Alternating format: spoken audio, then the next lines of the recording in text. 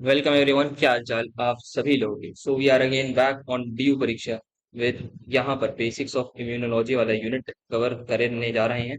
Zoology का आपका exam है जो आई गेस 31 मई को है। आप सभी लोगों ने आई होप बॉटनी वाली वीडियो जरूर देखी होगी।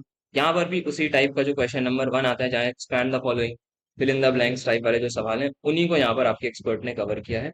तो do share your feedback and ज्यादा से ज्यादा अपने क्लासमेट्स को शेयर करिए, सो दैट सबकी कुछ ना कुछ एक लेवल पर हेल्प होगा। तो फिर स्टार्ट करते हैं lecture. Our question is to expand the following. पहला है हमारा APC. APC stand for antigen presenting cells. ये स्पेशल टाइप के सेल्स होते हैं जो हमारे टी हेल्पर सेल्स को एंटीजन प्रेजेंट कराते हैं। इसके एग्जांपल्स याद रखने के लिए हम इसके एग्जांपल्स को BDMS से याद रख सकते हैं, where B stands for B cells, D stand for dendritic cells, M stand for macrophages. Next is CD. CD stand for cluster of differentiation. अब ये एक तरीके के मॉलिक्यूलर मार्कर्स होते हैं जो हमारे इम्यून सेल्स के ऊपर होते हैं और उनको आइडेंटिफाई कराने में हेल्प करते हैं। जैसे CD4 हमारे टी हेल्पर सेल्स के ऊपर होता है and CD8 cytotoxin T sales के ऊपर होता है। Next is PAMP, pathogen associated molecular pattern. ऐसे मॉलिक्यूलर पैटर्न जो पैथोजन से एसोसिएटेड हो, जो हमारे बॉडी के अंदर एंडोटॉक्सिन दें, उन्हें हम PAMP कहते हैं। इट कैन बी लिपोपोलीसेकेराइड जो हमारे बैक्टीरिया के ऊपर प्रेजेंट होते हैं, ग्राम नेगेटिव बैक्टीरिया के ऊपर। Then we have HLA, human leukocyte antigen. Humans के अंदर जो MHC मेजर हिस्टोकम्पैटिबिलिटी कॉम्प्लेक्स होते हैं उनको हम HLA कहते हैं। TCR T cell receptors, MALT mucosal associated lymphoid tissue, ये स्पेशल टाइप के लिम्फोइड टिश्यूज होते हैं, टर्शियरी टिश्यूज होते हैं जहाँ पे हमारे इम्यून सेल्स पैथोजन से इंटरेक्ट करते हैं, फाइट करते हैं। Next we have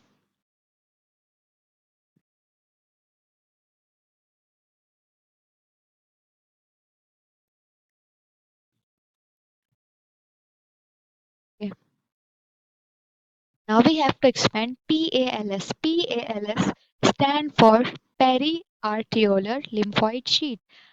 स्किन के अंदर एक स्पेसिफिक एरिया होता है जहाँ पे हमारे टी सेल ज्यादा होते हैं और उसको हम टी लिम्फोसाइट ज्यादा होते हैं, उसको हम कहते हैं periarteriolar lymphoid sheath. Then ADCC, antibody dependent cell mediated cytotoxicity. ये एक प्रोसेस है जिसके अंदर जब कोई पैथोजन हमारे बॉडी के अंदर एंटर होता है तो एंटीबॉडीज उसको उसके एंटीजन से बाइंड कर जाती हैं और उसको बल्कि दिखाती हैं, और जिसकी एंटीबॉडी बाइंड करी है ना, that's why it is antibody dependent. And then cell mediated basically जो हमारे T helper cytotoxin T cells होते हैं वो उसको आइडेंटिफाई करके किल कर देते हैं। Then we have ALT, just like mucosal associated lymphoid tissue, ये भी गट एसोसिएटेड लिम्फोइड टिश्यू है। TLR टूल लाइक रिसेप्टर, जैसे कि मैंने आपको पहले बताया था। PAMP जो पैथोजन एसोसिएटेड मॉलिक्यूलर पैटर्न्स होते हैं ना, ये जहाँ जाके जिन रिसेप्टर से इंटरेक्ट करते हैं ना, उनको हम कहते हैं टोल लाइक रिसेप्टर्स। TCR पहले भी आया है, T cell receptors. Then we have IFN gamma, इसको हम इंटरफेरॉन गामा कहते हैं। ये एक तरीके का हमारा साइटोकाइन है। Cytokine is made up of two words, cyto means and, kine मतलब मूव कराना। Next is HLA, again we know it. GMCSF, it stands for granulocyte macrophage clone stimulating factor। ये स्टिमुलेटिंग फैक्टर्स हैं जो हमारे granulocyte macrophages की colonies को produce करवाते हैं, बेसिकली इनका प्रोडक्शन करवाते हैं बोन मैरो में जाकर। Then we have ADCC, body dependent cell mediated cytotoxicity बता दिया है। MAC membrane attacked complex, RIA radio immuno assay, CDR complementary determining region, वो रीजन जो हमारा एंटीबॉडी का वो रीजन जो हमारी एपिटोप्स को आइडेंटिफाई करता है किसी भी एंटीजन के, उसे हम कॉम्प्लीमेंट्री डिटरमाइनिंग रीजन कहते हैं। नाउ लेट्स एपिटोप डेफिनेशन ही आ गई है। एपिटोप एक रीजन का वो स्पेसिफिक रीजन होता है जिसको हमारी जहाँ पे एंटीबॉडी जाके बाइंड करती है, उसको रिकॉग्नाइज करती है और वहां जाके बाइंड करती है, या फिर टी सेल्स के रिसेप्टर्स। अब जहाँ यहाँ पे दे रखा है एंटीबॉडी, ये थोड़ा उठा हुआ सा रीजन होता है, और यहाँ पे हमारी this is our antigen, antigen के ऊपर थोड़ा सा उठा हुआ रीजन होता है, वहाँ पे हमारी एंटीबॉडी का जो फैब रीजन है वो जाके बाइंड करता है। नाउ एंटीबॉडी का वो हिस्सा जो एपिटोप से बाइंड करता है उसको हम पैराटोप कहते हैं। अगर एपिटोप पूछा जा सकता है तो पैराटोप भी पूछा जा सकता है। और इसको तो paratope is nothing but antigen binding site of antibody. Let's go back, that is MHC restriction. MHC restriction एक तरीके की रिस्ट्रिक्शन है जो सिर्फ टी सेल्स के अंदर होती है।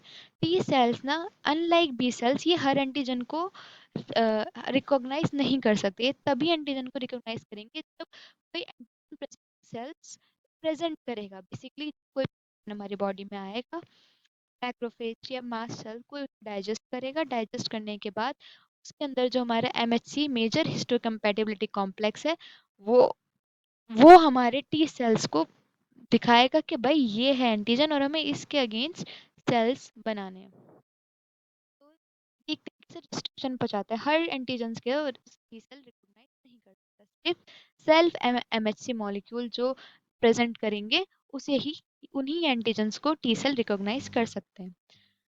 Now we have anaphylatoxin. Anaphylatoxin एक प्रोटीन के फ्रेगमेंट को कहते हैं। अब किस प्रोटीन के फ्रेगमेंट को?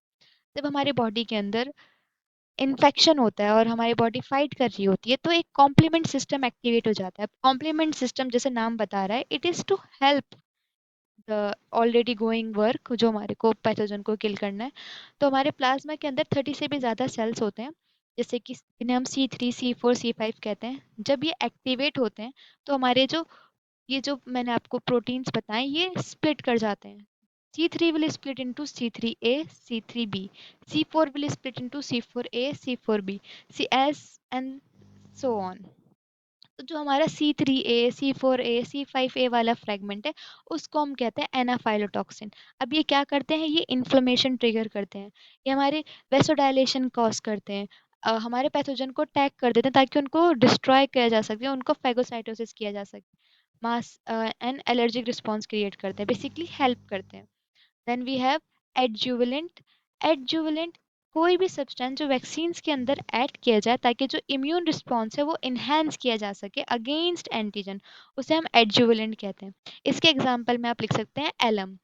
Alum stand aluminium hydroxide, okay. And जो एडजुवेलेंट है इसका वर्ड का ही मतलब है हेल्प करना, हेल्पर, हेल्पिंग, ओके। सो आगे बढ़ते हैं। तो एंटीजन ये मैंने बता दिया। नाउ अगेन डेफिनेशन में आता है opsonin.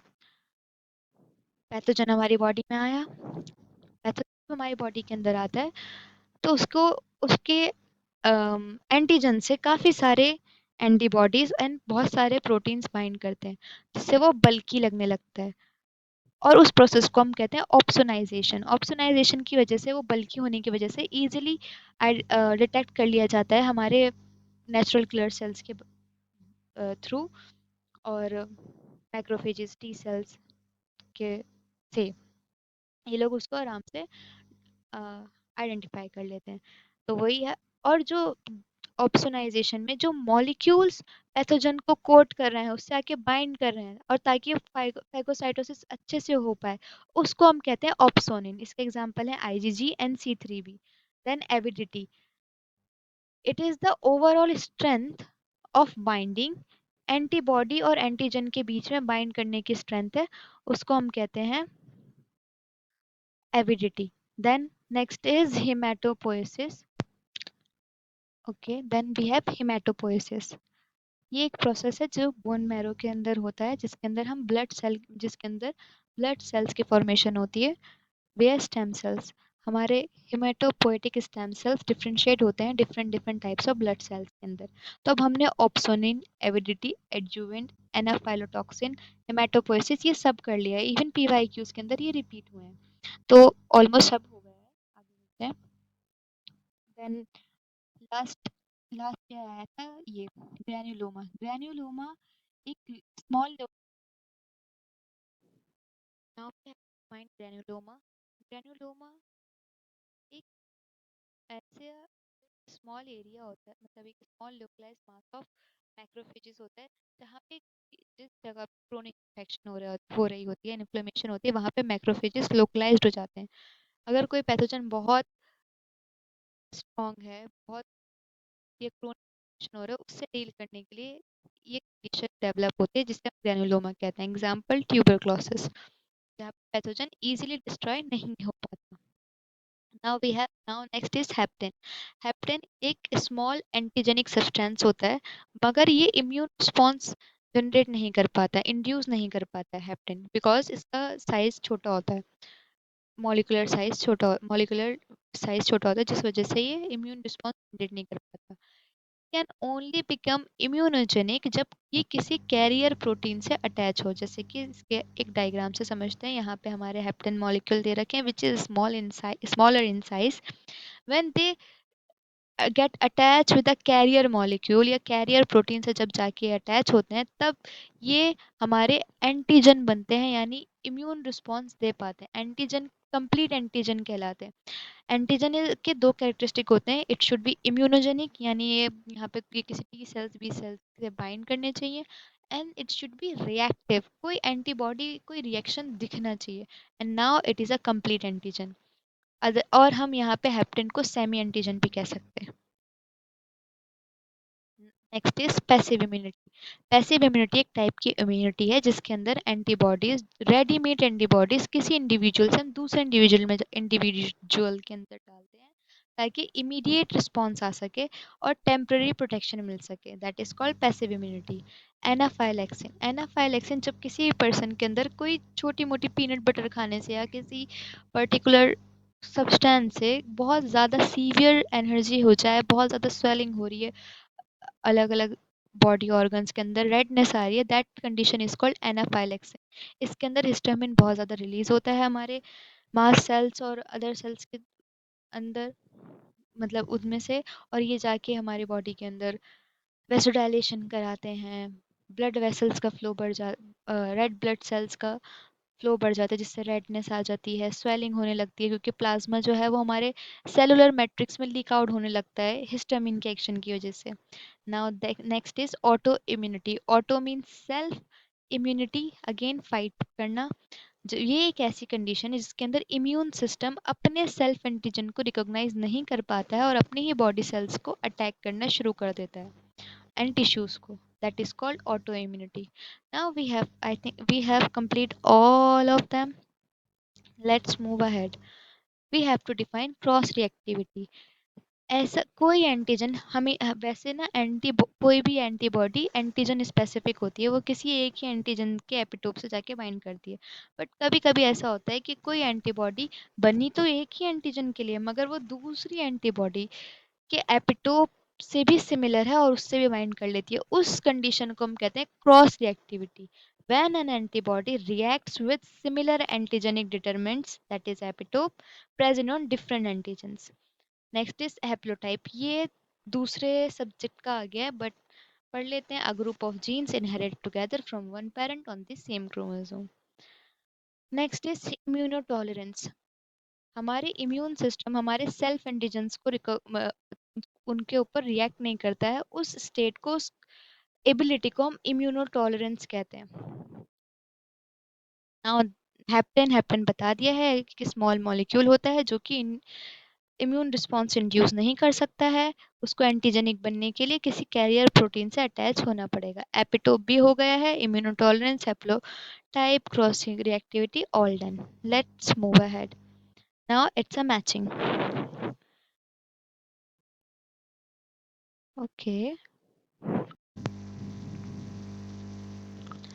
Let's start with the matching. हमारे पास दो कॉलम्स हैं, हम वर्बली ही मैचिंग को करेंगे। First is एनाफाइलोटॉक्सिन। एनाफाइलोटॉक्सिन हमने पहले पढ़ा है, ये एक तरीके के प्लाज्मा प्रोटीन्स होते हैं, उसके फ्रेगमेंट्स होते हैं जो कि कॉम्प्लीमेंट्री रिस्पॉन्स क्रिएट करते हैं।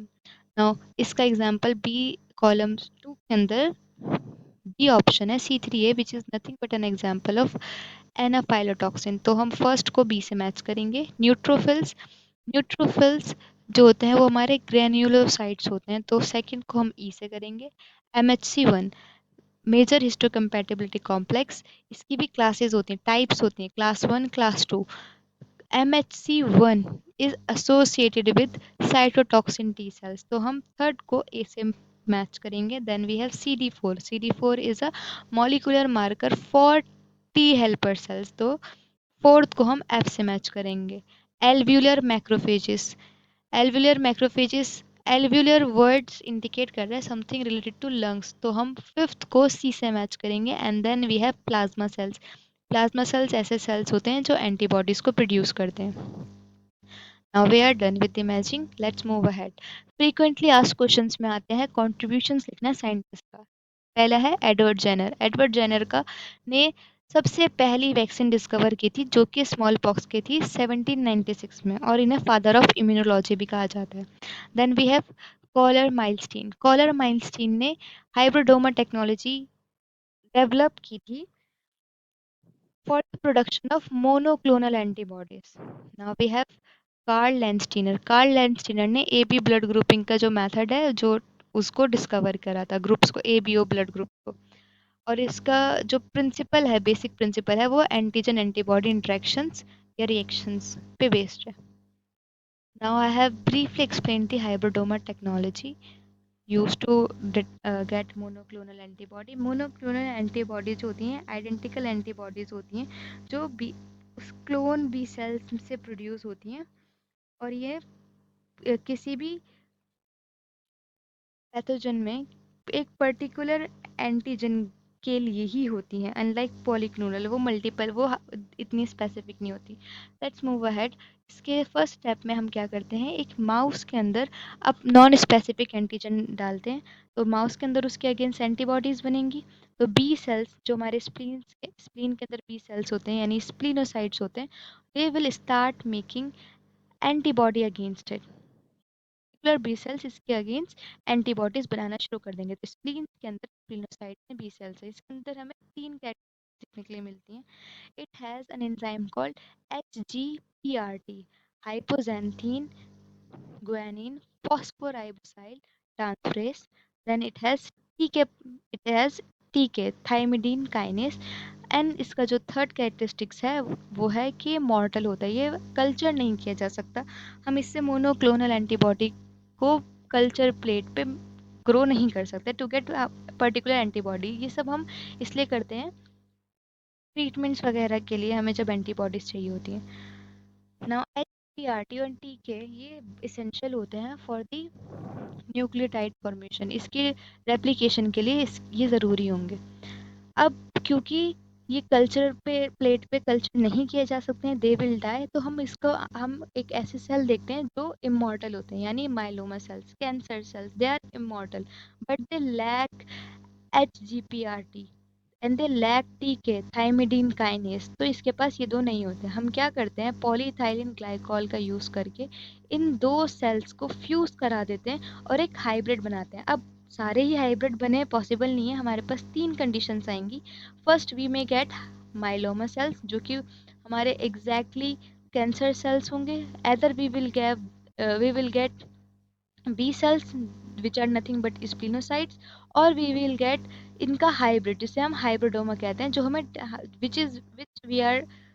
We are aiming to get. इस अब हमें पता है माइलोमा के कैरेक्टरिस्टिक्स, हमें पता है बी सेल्स के कैरेक्टरिस्टिक्स. नाउ जो हमारे पास हाइब्रिडोमा आएगा, जो हाइब्रिड होगा उसके अंदर इसके भी कैरेक्टरिस्टिक्स होंगे और इसके भी, यानी उसके पास HGPRT भी होगा, टीके थाइमिडीन काइनेस भी होगा, और वो इमॉर्टल भी होंगे वो सेल्स. लेकिन अब next challenge is to select this particular desired hybridoma cells. इसके लिए हम एक पर्टिकुलर टेक्निक का इस्तेमाल करते हैं, दैट इज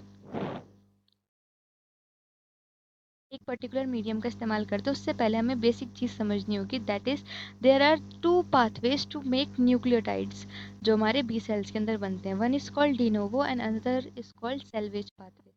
जब डिनोवो यूजुअली प्रेफर्ड पाथवे होता है बट इसके लिए अमाइनो एसिड चाहिए होते हैं. लेकिन जो हम मीडियम यूज़ करते हैं कल्चर करने के लिए, हम उसके अंदर अमाइनो पेटेंट डाल देते हैं जिससे ये पाथवे नहीं बनता. बट नाउ नेक्स्ट पाथवे है सेल्वेज पाथवे. अगर ये पाथवे नहीं होता तब सेल्वेज पाथवे आता है. और हम चाहते हैं सेल्वेज पाथवे आए। इसके लिए कुछ कंडीशंस होती हैं। इसके लिए हमें हाइपोजेंथिन चाहिए होता है, थाइमिडीन चाहिए होता है, एचजीपीआरटी, टीके, ये सब चाहिए होता है। और हम ये दोनों HAT जो हमारा कल्चर मीडियम है, जिसे हम हैट मीडियम कहते हैं, उसके अंदर डालते हैं। Now we will culture it. हमने इस पाथवे को ब्लॉक कर दिया है। What we will observe, we know B, इसके अंदर तीनों टाइप के सेल्स होंगे। B cells will eventually die क्योंकि वो फर्द इमॉर्टल होते हैं, they can not survive. Now we will have myeloma cells. वो भी न्यूक्लियोटाइड्स फॉर्म नहीं कर सकते बिकॉज वो HGPRT एंजाइम और टी के एंजाइम को लैक करते हैं और they will eventually die. Now we have in HAT medium, हमारे पास ये दोनों चीज़ें हैं जो कि सेल्वेज पाथवे करवाएंगी और वो सिर्फ और सिर्फ इसके अंदर होगा और ये सर्वाइव कर जाएंगे और nucleotide will form.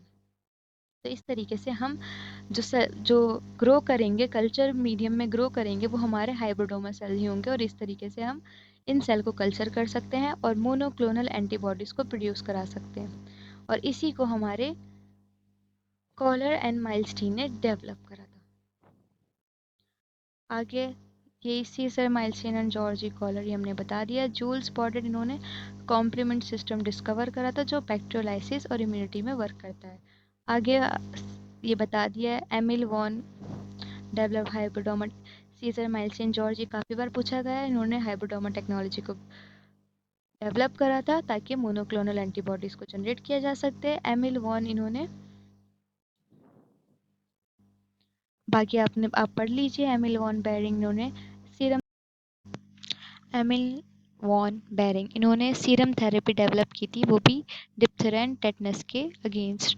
Then lady Mary Wortley Montagu, इन्होंने सबसे पहले इंट्रोड्यूस करा था variolation against smallpox. Basically smallpox के जो इन्फेक्टेड एरियाज होते हैं, वो पार्ट्स जो भी होते हैं, वो यूज़ करे थे हेल्दी इंडिविजुअल्स में। उनके अंदर बेसिकली वैक्सीनाइजेशन का बेसिस क्रिएट करा था इन्होंने, टर्की टू यूरोप में, from Turkey to Europe. Then Rodney Robert Porter, इन्होंने बताया था कि एंटीबॉडीज़ के अंदर भी काफ़ी सारे रीजन्स होते हैं, जैसे कि FAB and FC, basically antibody के स्ट्रक्चर को एक्सप्लेन करा था। Next is justification. अब हमारे पास क्वेश्चन आते हैं जस्टिफाई करने के लिए। Secondary immune response is faster and stronger. इस सब को एक्सप्लेन करने के लिए मैं आपको एक डायग्राम के थ्रू बताती हूँ। That we will, yes, here is the diagram. इस डायग्राम के थ्रू हम समझेंगे। सपोज हमारी बॉडी के अंदर कोई पैथोजन एंटर करा है, उस पैथोजन के ऊपर काफ़ी सारे एंटीजेंस हैं। तो हमारे बॉडी के अंदर ये इट में गेट ये किसी काफ़ी सारे सेल से इंटरेक्ट करेंगे। जैसे सपोज एक मैक्रोफेज के साथ इंटरेक्ट कर गया। Macrophage is a antigen present cell. Now amoeboid movement के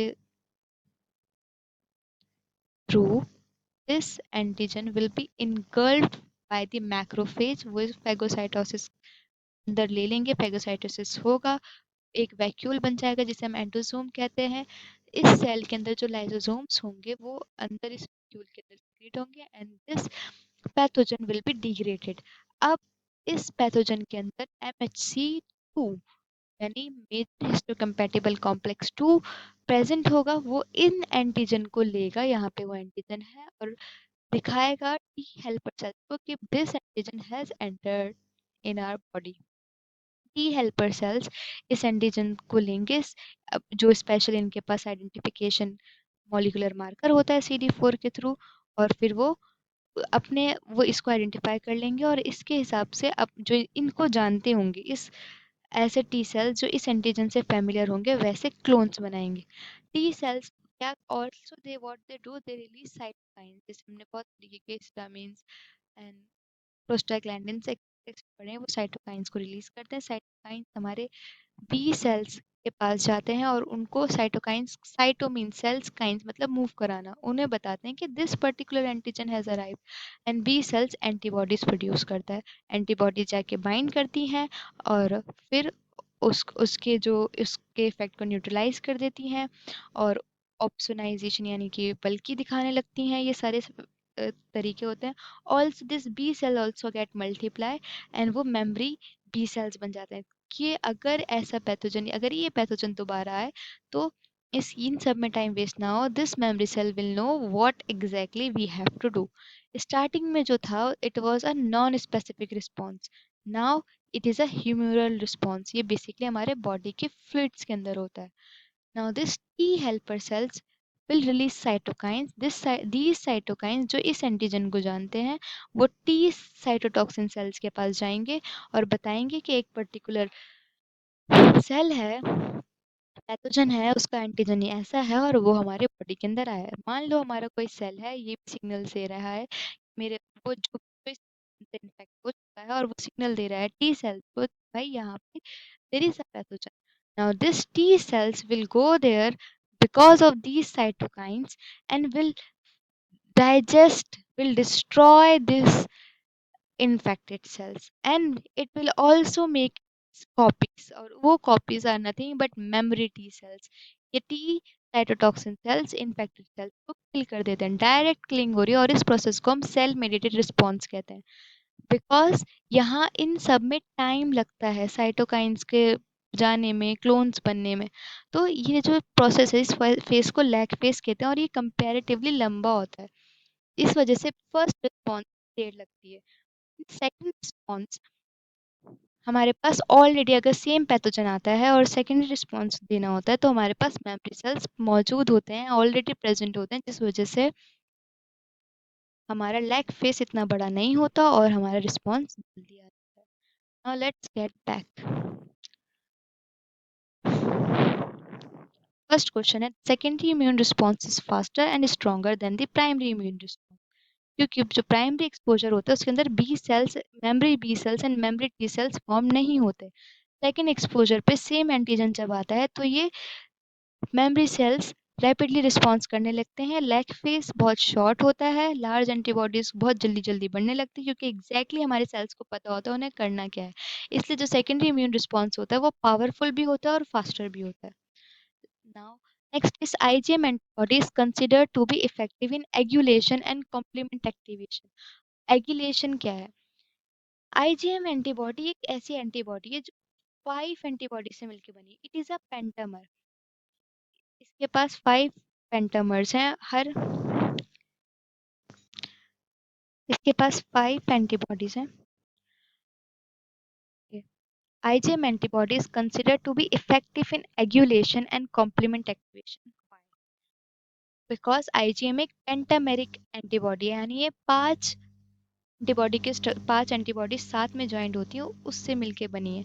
और हर एक एंटीबॉडी के ऊपर 2 रीजन्स होते हैं जो वो एंटीजन बाइंड कर सकते हैं, यानी टोटल 10 एंटीजन बाइंडिंग साइट्स होती हैं आईजीएम के अंदर। जब एंटीबॉडी किसी एंटीजन से बाइंड करती है तो यूजुअली जो एंटीजन्स होते हैं वो सॉल्युबल होते हैं। जब वो बाइंड कर लेते हैं तो वो इनसॉल्युबल हो जाते हैं, और एग्यूलेशन यानी हमें रेसिप्रोकेट सॉर्ट ऑफ स्टफ देखने के लिए मिलता है, जो कि हमें एबीवीओ ब्लड ग्रुपिंग में भी देखने के लिए मिलता है। तो इसलिए आईजीएम एंटीबॉडी, क्योंकि वो बहुत सारे एंटीजन बाइंड करी है और वो रेगुलेशन दिखाएगी, हाई वैलेंसी होने की वजह से बहुत सारे मल्टीपल एंटीजन से वो बाइंड करती है और वो एगुलेशन के लिए इफेक्टिव होती है, यानी वो एंटीजन क्लम्पिंग अच्छे से कर पाती है। एंड जो इसका एफसी रीजन है वो क्लासिकल कॉम्प्लीमेंट पाथवे को अच्छे से जनरेट कर पाता है। एंटीबॉडी का एफसी रीजन, वो जो कॉम्प्लीमेंट पाथवे जो हमने पहले डिस्कस करा था। Let's move ahead. All antigens are not immunogens. हर एंटीजन इम्यूनोजन नहीं होता है। एंटीजन इज एनी सब्सटेंस जो किसी एंटीबॉडी से बाइंड कर सके या इम्यून रिसेप्टर से बाइंड कर सके, लेकिन वो इम्यूनोजन तभी बनेगा जब वो इम्यून रिस्पॉन्स जनरेट करे और रिएक्शन दिखाए। जैसे कि हमने हेप्टेन के बारे में पढ़ा था। हेप्टेन वो सब्सटेंस होते हैं जो बाइंड तो करते हैं बट वो इम्यून रिस्पॉन्स नहीं दिखाते। Some antigens are too small और केमिकली सिंपल कि वो इम्यू इम्यूनिटी स्टिमुलेट नहीं कर पाते। Such molecules may bind to antibodies but can not activate immune cells. Haptens जो कि मैंने आपको बताया एग्जाम्पल है, वो कैरियर प्रोटीन से जब तक अटैच ना हो तब तक वो इम्यूनोजन नहीं बनता। It is called semi antigen also. Next is justify the following. T cells are said to be self MHC restricted. T cells जो हैं वो तभी ये हम पहले भी कर चुके हैं, वो तभी एंटीजन को रिकॉग्नाइज करते हैं जब उनको एमएचसी मॉलिक्यूल्स प्रेजेंट दिखाएं कि this antigen has entered in our body, otherwise they do not recognize them, इसलिए ये restricted होते हैं। Unlike बी सेल्स किसी भी टॉक्सिन को आइडेंटिफाई कर लेते हैं, कोई पॉलन हो या कुछ भी। T cell receptor bind simultaneously to antigen self MSC cell recognise antigen. ये सब आप पढ़ लीजिएगा, आगे बढ़ते हैं। Right, immunological significance of the following interferons, जो हमने एक इंटरफेरॉन्स आईजी आईएनएफ गामा के बारे में पढ़ा था। इंटरफेरॉन्स ये एक तरीके के साइटोकाइंस होते हैं, जो मैं आपको पहले ही बता चुकी हूँ। ये हमारे कोई इन्फेक्शन होता है तब ये रिलीज होते हैं। ये बहुत सारी चीज़ें करते हैं। ये जो हमारा वायरल इन्फेक्शन है उसको रेप्लिकेट नियर बाय सेल्स में ट्रांसफर होने से रोकते हैं, प्रिवेंट करते हैं। मैक्रोफेजेस और न्यू नेचुरल किलर सेल्स को ये एक्टिवेट करते हैं। एमएचसी एक्सप्रेशन को इन्हेंस करते हैं। एंटीजन प्रेजेंट सेल्स को भी इन्हेंस करते हैं। इनेट इम्यून डिफेंस के लिए बहुत इंपॉर्टेंट होते हैं। नाउ बर्सा फाइब्रिकस या बर्सर फाइब्रिकियस, ये प्राइमरी लिम्फोइड ऑर्गन है जो बर्ड्स के अंदर प्रेजेंट होता है, जहाँ पे और इस ऑर्गन के अंदर बी सेल मेच्योर होते हैं और बी सेल डिफरेंशिएट होते हैं।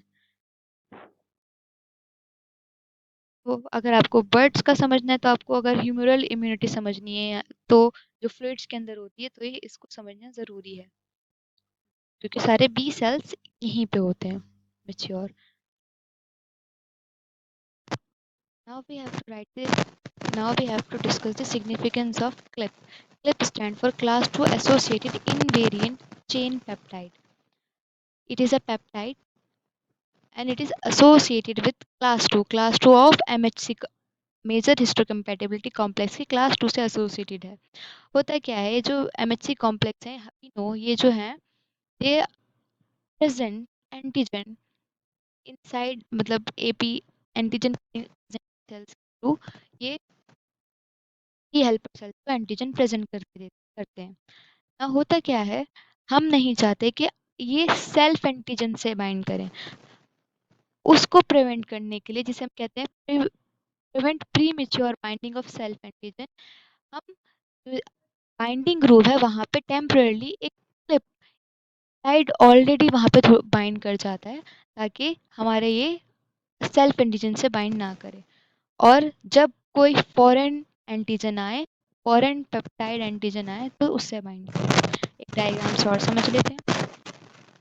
Now this is MHC class 2 complex. इसके ऊपर एंडोप्लाज्मिक रेटिकुलम के अंदर एक इनवेरिएंट चेन बना दी जाती है, इसके ग्रुव को, जो हमारा बाइंडिंग ग्रुव है, उसको ऑक्यूपाई रखने के लिए। Now when it moves into the lysosomes, तो उसके अंदर पेप्टाइड चेन को हटा दिया जाता है और उसका बस एक थोड़ा सा पार्ट रह जाता है। दैट दैट लिटिल पार्ट जो रह जाता है, उसे हम क्लिप कहते हैं। ये तब तक रहता है जब तक कोई पेप्टाइड नहीं आ जाता। अब इसको जब, अगर मान लीजिए एंटीजन आ गया है, foreign antigen, now we have to remove this clip, then there is HLDM which removes this clip and उस ग्रुव में आके एंटीजन बाइंड कर जाता है, एंड ये अगेन टी हेल्पर सेल्स को एंटीजन दे देगा। ये फंक्शन सिग्निफिकेंस है क्लिप की। नाउ रिमेटॉइड फैक्टर जो है, ये auto antibody, it is an auto antibody, यानी हमारी ये सेल्फ एंटीबॉडी है, जो कि खुद ही हमारी बॉडी के अंदर आईजीजी एंटीबॉडी उससे बाइंड करती है।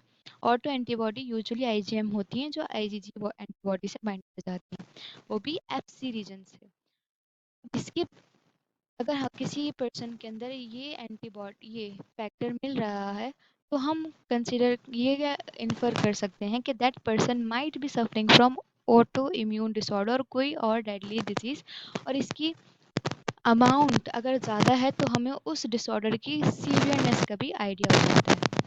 Now let's move ahead. Give the immunological significance of the following. Interferon we have discussed. Now कैलनेक्सिन। कैलनेक्सिन एक चैपरन प्रोटीन होता है, जो हमारे एंडोप्लाज्मिक रेटिकुलम में होता है।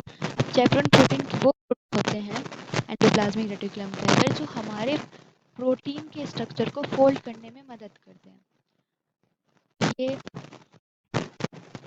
एमएचसी कॉम्प्लेक्स के एमएचसी क्लास 1 के जो मॉलिक्यूल्स हैं, उसको भी प्रॉपरली फोल्ड करने में हेल्प करते हैं calnexin. Lysozymes. Lyso means lysis, zyme enzyme, ऐसे एंजाइम जो लाइसिस करवाते हैं बैक्टीरिया के सेल वॉल का। ये प्रेजेंट होते हैं टेयर में, सलाइवा में। Next is natural killer cells. Natural killer cells ये हमारे लिम्फोसाइट्स हैं, इनके ग्रैन्युलर हैं और इन्नेट इम्यूनिटी के अंदर इन्वॉल्व होते हैं। ये हमारे वायरस सेल्स और ट्यूमर सेल्स को कम्प्लीटली डिस्ट्रॉय कर देते हैं। Kill target cells without prior sensitization, release perforin. Perforin जो है उनके सेल मेम्ब्रेन के अंदर ये फोर्स कर देते हैं and then cell death induce कराते हैं। And it also produce interferon gamma which activate macrophages. Now give reason.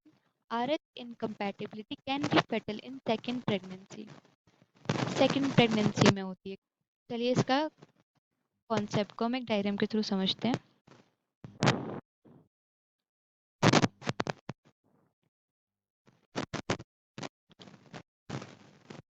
Okay, suppose करते हैं हम mother is RH negative blood and she is having she is pregnant and she is having a baby जो कि है RH positive. First pregnancy में कुछ नहीं होता, इवन प्रेगनेंसी आराम से हो जाती है, but at the time of parturition, जब डिलीवरी हो रही होती है उस टाइम पे फीटस का ब्लड और ब्लड क्लॉट्स मदर के ब्लड के कांटेक्ट में आ जाते हैं। और अगर ऐसा हो जाता है तो मदर की बॉडी फीटस के RH पॉजिटिव फैक्टर को एक फॉरेन एंटीजन की तरह कंसिडर करती है और उसके अगेंस्ट एंटीबॉडीज बनानी शुरू कर देती है। Mother immune system is stimulated and it start producing anti D IgG. IgG is RH positive के अगेंस्ट जो एंटीबॉडीज बनती हैं उनको कहते हैं, वो आईजीजी होती हैं। नाउ अब आउटकम क्या आया कि जो फर्स्ट प्रेगनेंसी है, जो बेबी जो है वो हेल्दी है, वो सही रहा, बट मदर की बॉडी के अंदर वो अब एंटी डी आईजीजी एंटीबॉडीज बन गई हैं। सपोज सेकंड प्रेगनेंसी होती है और मदर के पास अब RH नेगेटिव तो है मदर, और उनके पास एंटी डी आईजीजी एंटीबॉडीज भी हैं, यानी RH पॉजिटिव के अगेंस्ट, RH पॉजिटिव फैक्टर के अगेंस्ट एंटीबॉडीज भी हैं ना। होता क्या है, we know IgG antibody placenta के थ्रू क्रॉस कर जाती हैं। तो जब बेबी प्रेगनेंसी होगी तो जो फीटल ब्लड है उसके अंदर ये एंटीबॉडीज एंटर कर जाएंगी और जो उसके रेड ब्लड सेल्स हैं उनको डिस्ट्रॉय करना शुरू कर देंगे, considering a foreign particle. And then haemolysis, RBCs को डिस्ट्रॉय करना स्टार्ट हो जाएगा। इफेक्ट्स क्या क्या आते हैं, haemolysis of foetal red blood cells, anaemia, jaundice, hepatosplenomegaly and severe condition में तो डेथ भी हो जाती है। अब इसकी प्रिवेंशन कैसे हो सकती है? डिलीवरी के बाद मदर को एक एंटी डी वैक्सीन पहले ही दे दी जाती है। तो जो अगर मदर की बॉडी के अंदर फर्स्ट प्रेगनेंसी में ही मदर की बॉडी के अंदर जो हमारे RH positive red blood cell अगर गए हैं, एंटर कर गए हैं, तो हाँ वो एंटी डी पहले ही डिस्ट्रॉय कर देता है, बिफोर मदर की इम्यून सिस्टम को सेंसिटाइज होने से पहले ही वो उसे डिस्ट्रॉय कर देता है। और इस तरीके से RH इनकम्पैटिबिलिटी के बावजूद भी बेबी हेल्दी रहता है एंड सेफ रहता है। बस यहाँ पे यही बताना है आपको। Give reason, RH incompatibility can be fatal in second pregnancy. During RH, first RH plus pregnancy, RH minus RH negative mother is exposed to RH plus antigen. Mother produces anti-RH antibodies. Now these antibodies remain as memory cells. तब sensitisation हो जाता है अगर, तो वो memory cells बने रहते हैं। अगर हम ना करें तो ना मेमोरी सेल्स होंगे और ना ही जो सेकेंड प्रेगनेंसी है उसमें कुछ दिक्कत आएगी। They destroy fetal RBCs. Okay. In second RH positive pregnancy, antibodies cross placenta. They destroy fetal RBCs. Hemolytic disease of newborn HDN जिसे हम कहते हैं leads to severe anemia, jaundice, brain damage और fetal death in severe cases. Okay. Next is certain sites of human body are called immune privileged sites. तो हमारे body के कुछ parts हैं जो बहुत सेंसिटिव होते हैं, जैसे brain, eyes and then testis, testis भी और प्लेसेंटा। यहाँ पर बैरियर्स होते हैं कि हमारा ब्लड नहीं जा पाता, और ब्लड नहीं जा पाता तो साथ में एंटीबॉडीज़ भी नहीं जा पाती। तो वहाँ पे एंटीबॉडीज़ जो डैमेज होता है वो डैमेज नहीं हो पाता होता। ऐसा क्यों होता है? ब्रेन एक सेंसिटिव ऑर्गन है। ये इसलिए है ताकि जो सेंसिटिव ऑर्गन है, जो जैसे कि आइज, ब्रेन, उनको प्रोटेक्ट किया जा सके। और इन केस ऑफ टेस्टिस, टेस्टिस के अंदर हमें पता है हैप्लॉइड स्पर्म सेल्स बन रहे होते हैं, और हैप्लॉइड स्पर्म सेल्स को हमारी बॉडी फॉरेन समझ सकती है एंड वो उसे किल कर सकती है। तो ब्लड ब्लड टेस्टिस बैरियर उसको प्रिवेंट करता है। Now let's move ahead. Give reason self antigen do not produce immune response in normal. Give reason certain sites of human body are called immune privilege sites. जैसे कि example है brain, eyes, testis, placenta. ये जो organs हैं ये delicate होते हैं। यहाँ पे जैसे inflammation, tissue damage, tissue rupture, ऐसे सिनेरियोज ना हो, इसलिए हम यहाँ पे ब्लड ब्रेन बैरियर या ब्लड टेस्टिड बैरियर बनाते हैं। And also in case of testis we know, या टेस्टिस के अंदर स्पर्म फॉर्मेशन होता है and sperm is a haploid cell, और हैप्लॉइड सेल्स को हमारी डिप्लॉइड बॉडी फॉरेन समझ कर किल कर सकती है। ऐसा ना हो इसलिए ब्लड टेस्टिड बैरियर होता है, जिससे हम इन साइट को इसलिए हम इन साइट को इम्यून प्रिविलेज साइट्स कहते हैं, उनको प्रोटेक्ट करने के लिए। Next is children are immunised with a single dose of BCG. जब वैक्सीन बीसीजी वैक्सीन दे दी जाती है तो उनके अंदर सेल मेडिएटेड इम्यूनिटी इंड्यूस की जाती है अगेंस्ट ट्यूबरक्लोसिस, और उसके अंदर मेमोरी सेल्स बन जाते हैं। That's why not need more than one dose. जब हमारे पास long lasting immune memory cells हैं, क्योंकि फर्दर इन्फेक्शन अगर दोबारा इनकाउंटर होता है तो उससे फाइट ऑफ कर लेंगे। Next is self antigen do not produce immune response in normal person. हमारी बॉडी के जो सेल्फ एंटीजन होते हैं वो कोई इम्यून रिस्पॉन्स जनरेट क्यों नहीं करते हैं नॉर्मल पर्सन के अंदर? Cause of immunological tolerance. हमारे इम्यून सिस्टम सेल्फ एंटीजन को सेल्फ रिकॉग्नाइज कर लेता है। जो हमारे सेल्फ रिएक्टिव टी सेल्स होते हैं, बी सेल्स होते हैं, या pregnancy के अंदर डिटेक्ट कर लिया जाता है पहले ही, सॉरी, उनको डेवलपमेंट के अंदर ही डिटेक्ट कर लिया जाता है, या फिर ये इनएक्टिवेट हो जाते हैं। इससे हम ऑटो इम्यून रिएक्शंस को प्रिवेंट करते हैं नॉर्मल पर्सन्स के अंदर। Next is differentiate. डिफरेंशिएट करने के क्वेश्चंस ये भी बहुत आते हैं। Now we have to differentiate between active immunity and passive immunity. Active immunity हमारी बॉडी, एक्टिव इम्यूनिटी के अंदर हमारी बॉडी खुद अपने एंटीबॉडीज बनाती है, उसे हम एक्टिव इम्यूनिटी कहते हैं। ये लॉन्ग लास्टिंग होती है, इसके अंदर लॉन्ग लास्टिंग होती है और इसके अंदर मेमोरी सेल्स होते हैं, और इसको इंड्यूस करने के लिए, डेवलप करने के लिए हमें या तो कोई इन्फेक्शन होना चाहिए, पैथोजन से इनकाउंटर होना चाहिए, या वैक्सीनेशन की जाती है। Then we have passive immunity. इसके अंदर हम किसी एक इंडिविजुअल से दूसरे इंडिविजुअल के अंदर प्री फॉर्म्ड एंटीबॉडीज डालते हैं। इसके अंदर रिस्पॉन्स तो इमीडिएट आता है बट शॉर्ट लिव्ड होता है। इसके अंदर कोई मेमोरी सेल्स नहीं बनते, जैसे कि for example maternal antibodies and anti serums.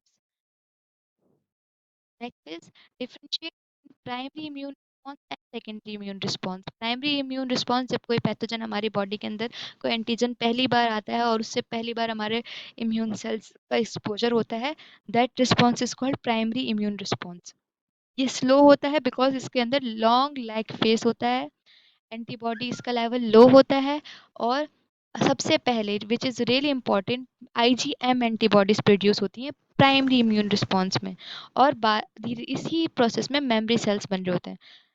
When the same pathogen enters in our body again, उसका इनकाउंटर दोबारा होता है, तो सेकेंडरी इम्यून रिस्पॉन्स आता है।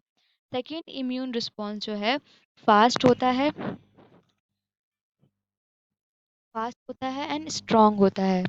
ये हाई, इसके अंदर हाई एंटीबॉडीज प्रोड्यूस होती हैं, और कौन सी एंटीबॉडीज? Mainly IgG. इधर आईजीएम थी प्राइमरी इम्यून रिस्पॉन्स में, एंड सेकेंडरी इम्यून रिस्पॉन्स में आईजीजी एंटीबॉडीज प्रोड्यूस होती हैं। मेमोरी सेल्स एक्टिवेट बन चुके होते हैं और एक्टिवेटेड होते हैं, उसमें बन रहे थे और इसमें एक्टिवेटेड होते हैं। Next is differentiate between polyclonal polyclonal sera and monoclonal सेरा।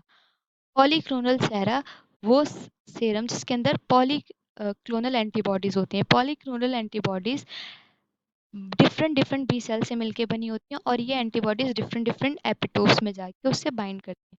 किसी भी एंटीजन के ऊपर बहुत सारे एपिटोप्स होते हैं। तो हर एंटीबॉडी मतलब डिफरेंट एंटीबॉडीज डिफरेंट एंटीजन के लिए बनी हुई है और उससे बाइंड करती हैं।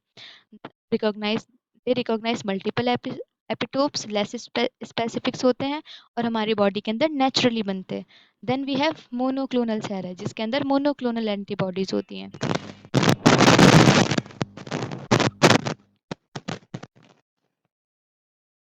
And these antibodies are produced by single B cells जिसे हम हाइब्रिड इम्यूनिटी हमारी नॉन मैकेनिज्म होता है। ये जब कोई भी इन्फेक्शन होता है लेटली होने वाली रिस्पॉन्स उसे गेट रिस्पॉन्स होता है उसे that is innate immunity. And इसके अंदर इम्यूनोलॉजिकल मेमोरी नहीं होती। Includes barriers like skin, mucosa, cells like macrophages, neutrophils, natural killer cells, etc. ये नॉन स्पेसिफिक रिस्पॉन्स होता है। Then we have adaptive immunity. Adaptive immunity जब किसी पर्टिकुलर एंटीजन से एक्सपोजर हो जाता है तब होती है। डेवलप्स बाद डेवलप होती है develops after the exposure to antigen. It is highly specific. It is time to develop. जो फर्स्ट रिस्पॉन्स होता है वो स्लो होता है and then because of the large lag phase. And इसके पास इम्यूनोलॉजिकल मेमोरी होती है मेमोरी सेल्स होते हैं। ये mediated it is mediated by B cells antibodies and T lymphocytes. Then we have active immunization and passive immunization. Active immunization shade between primary lymphoid organs and secondary lymphoid organ. Primary lymphoid organ, these are the sites of lymphoid development, lymphocyte development. यहाँ पे lymphocytes develop होते हैं और mature होते हैं. Example bone marrow and thymus. thymus के अंदर T cells mature होते हैं, bone marrow के अंदर T cells and B cells form होते हैं. Then we have there is no direct antigen response. यहाँ पे उनका इनकाउंटर एंटीजन से नहीं होता है. इमेच्योर लिम्फोसाइट्स फंक्शनल बनते हैं प्राइमरी लिम्फॉइड ऑर्गन्स के अंदर. Then secondary lymphoid organ. Secondary lymphoid organ यहाँ पे immune response it is the site of immune response activation. Examples है spleen, lymph nodes, tonsils and Peyer's patch. यहाँ पे antigen का इनकाउंटर होता है और लिम्फोसाइट जो मेच्योर लिम्फोसाइट्स हैं वो एक्टिवेट होते हैं. Now, ये मैंने आपको बता दिया था. यहाँ पर ही जो नेक्स्ट हमें पढ़ना है difference between cell mediated immunity and humoral immunity. यहाँ पे इस डायग्राम में एक्सप्लेन्ड है सेल मेडिएटेड रिस्पॉन्स और इम्यूनिटी और एंड ह्यूमरल इम्यूनिटी और रिस्पॉन्स जो फ्लूइड्स के अंदर होता है. Cell mediated immunity okay. इसके अंदर मेजर वर्क जो है टी लिम्फोसाइट्स टी सेल्स करते हैं. इसके अंदर कोई भी एंटीबॉडी इन्वॉल्व नहीं होती. जो हमारे वायरस इन्फेक्टेड सेल्स होते हैं या ट्यूमर सेल्स होते हैं या कोई पैथोजन होता है वो डायरेक्टली साइटोटॉक्सिन टी सेल्स के थ्रू किल कर दिया जाता है. और इसके अंदर इम्यूनिटी प्रोवाइड होती है mainly through cytotoxin cells and cytokines. और ये हमारे टिश्यूज एंड सेल्स के अंदर वर्क करते हैं. Whereas humoral immunity body fluids के अंदर वर्क करती है. इसके अंदर बी सेल्स मेजर वर्क करते हैं. इसके अंदर एंटीबॉडीज प्रोड्यूस होती हैं. Acts against extracellular pathogens. Antibodies circulate in bloods and lymph. Body fluids के अंदर एंटीबॉडीज सर्कुलेट करती हैं और एंटीबॉडी मेडिएटेड डिफेंस प्रोवाइड होता है ह्यूमरल इम्यूनिटी के अंदर. Next we have T cells epitopes and B cells epitope. Epitopes antigen का वो रीजन होता है जहाँ पे हमारे रिसेप्टर टी सेल्स के या बी सेल्स के एंटीबॉडीज बाइंड करती हैं. ऐसे एपिटोप्स जिन टी सेल्स बाइंड करें उन्हें टी सेल्स एपिटोप्स कहते हैं. और वो एपिटोप्स जिनसे बी सेल आके या एंटीबॉडीज आके बाइंड करें उन्हें हम बी सेल एपिटोप्स कहते हैं. T cells epitopes require antigen processing and presentation.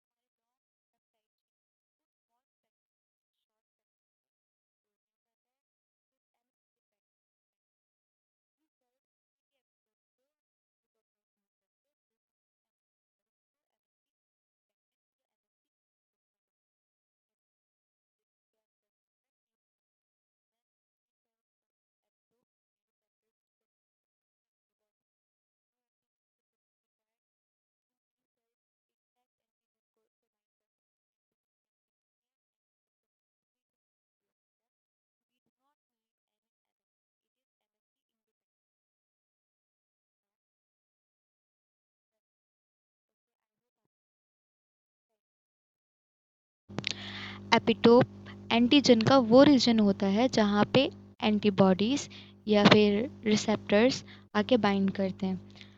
अगर कोई किसी एपिटोप से टी सेल के रिसेप्टर्स या टी सेल आके बाइंड कर रहे हैं तो हम उसको क्लासिफाई करते हैं as T cell epitopes. And antigen के वो एपिटोप जहाँ पे बी सेल्स आके बाइंड करें या एंटीबॉडीज आके बाइंड करें उन्हें हम कहते हैं B cells epitopes. B T cells epitope के अंदर इसके अंदर हमें एंटीजन को प्रोसेस करने की जरूरत पड़ती है, फिर उसे प्रेजेंट किया जाता है टू दी टी सेल्स। इसको प्रेजेंट करते हैं MHC molecule. MHC one present करते हैं CD8 टी सेल्स को, एमएचसी टू प्रेजेंट करते हैं CD4 टी सेल्स को। ये यूजुअली प्रोसेस्ड होते हैं तो शॉर्ट पेप्टाइड फ्रेगमेंट्स होते हैं। एमएचसी डिपेंडेंट है, यानी टी सेल्स किसी भी से बाइंड नहीं कर सकता है। एमएचसी डिपेंडेंट है जिसको हम एमएचसी रिस्ट्रिक्टेड भी कह देते हैं, and it is recognized by T cell receptors. Then B cells epitopes. B cells epitopes जो है वो B cell receptors के थ्रू रिकॉग्नाइज किए जाते हैं। एंटीजन को कोई प्रोसेस करने की ज़रूरत नहीं होती। इवन एंटीजन ये जो बी सेल रिसेप्टर हैं एंटीजन से इंटैक्ट एंटीजन से डायरेक्टली बाइंड कर देते हैं। Antigen can be linear and conformational, और मतलब 3D स्ट्रक्चर भी हो सकता है, and it doesn't require MHC, so therefore it is MHC independent. Next we have difference between T helper cells and T cytotoxin cells. T helper cells के ऊपर CD4 receptor होता है, एंड इन ये जो है इनको जो एंटीजन प्रेजेंट करने वाले मॉलिक्यूल्स वो होते हैं MHC क्लास 2 के मॉलिक्यूल्स, MHC क्लास 2, और इनका मेन फंक्शन होता है अदर इम्यून सेल्स को एक्टिवेट करना। देर सेक्रेट साइटोकाइंस जो कि स्टिमुलेट करते हैं बी सेल्स को, macrophages and cytotoxin T cell को।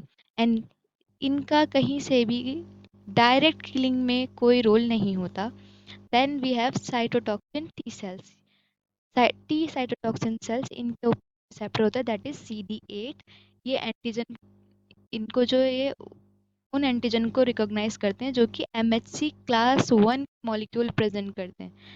इनका मेन फंक्शन होता है जो हमारे इन्फेक्टेड सेल्स हैं, ये कैंसर सेल्स हैं, उनको डिस्ट्रॉय करना। कैसे डिस्ट्रॉय करते हैं? बाय रिलीजिंग परफोरिन एंड ग्रेनिजाइम्स, और उससे वो अपने टारगेटेड सेल को किल कर देते हैं। And directly participate in cell mediated immunity, इनका मेन रोल होता है। Now thank you, I hope आप सबको सब समझ आया हो। That's it for today's lecture. I hope so मजा आया होगा, अच्छी लगी होंगी चीजें। फीडबैक जरूर देके जाइएगा, और मोस्ट प्रोबेबली कोशिश रहेगी कि बॉटनी का भी कुछ ना कुछ डेफिनेटली अपलोड किया जाए। जूनियर्स को जरूर शेयर करिए और अपने दोस्तों को भी जरूर इसको शेयर करिएगा। Thank you so much for attending my lecture.